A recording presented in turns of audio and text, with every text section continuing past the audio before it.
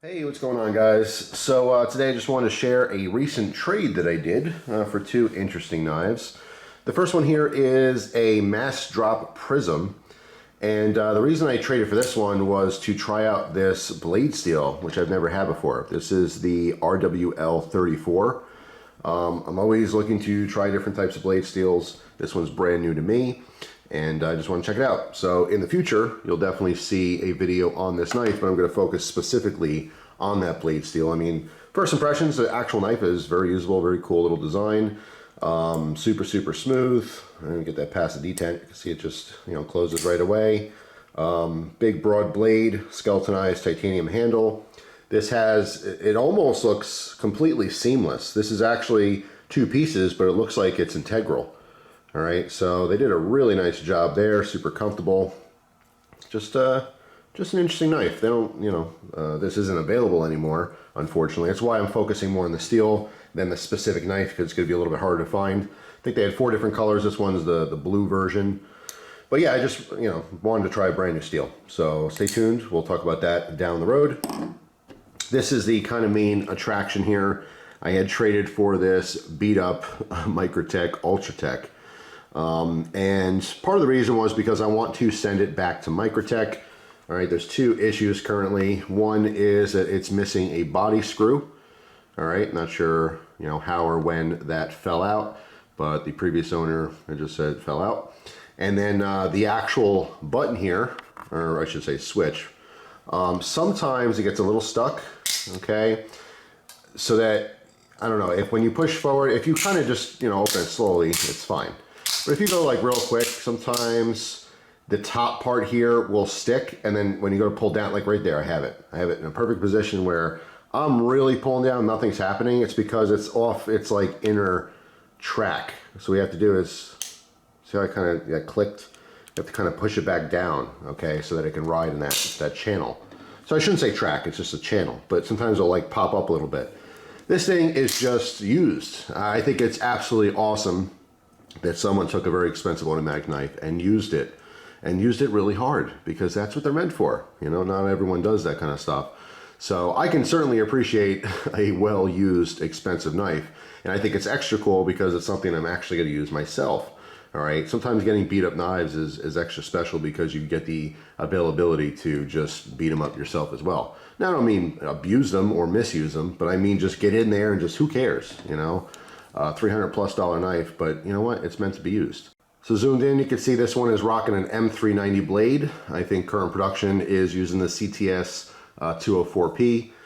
So this one is from 2017. You can tell from the pocket clip. Now, the first thing I did looking over this is just to make sure it's genuine, and I'm 100% sure this is genuine, just based on all the little nuances. There's actually a ton of information out there on the fakes, some different things you can look for. I'm not an expert by any means, and I don't think I've ever personally had a fake. I've only seen pictures and stuff, so I can't really talk from experience there. But like, the hardware is always very different. Obviously, they use this proprietary, triangular type screws.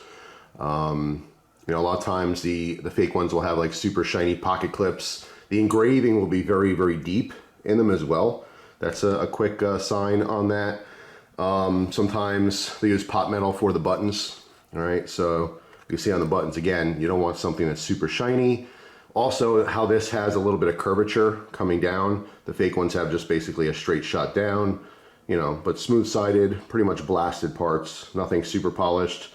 You won't see any super textured finish either. That's usually pot metal. That texturing is just where metal's missing. But, little stuff like that. I think they specified like serial number 556 or something. A lot of the fake ones, just they use the same serial number over and over again. Again, this one is a 2017 production. You can see the format there. So 2 digits for the month. All right, so this one's 04/2017. So 4 digits for the year.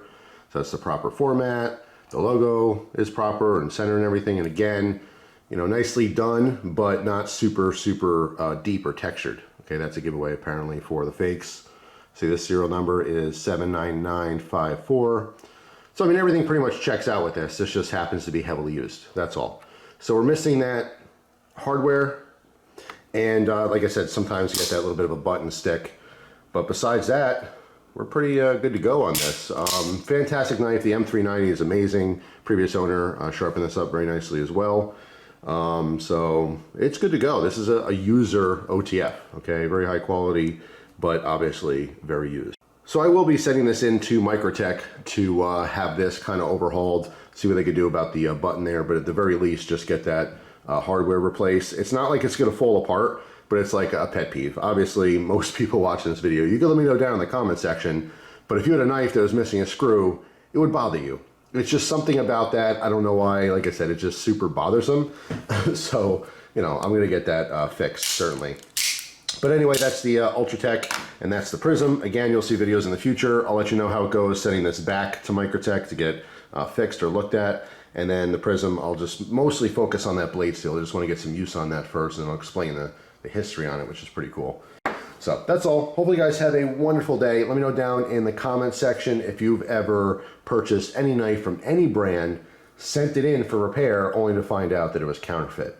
I know it happens. And it's a little rare. I mean, people who buy, you know, counterfeits or accidentally, you know, trade for counterfeits or whatever, it's a slim chance you're going to have to send it back for something anyway, but, you know, I'm just curious. Let me know. So that's it. Hopefully you guys have a wonderful day, and I will see you tomorrow with a brand new video. Take care.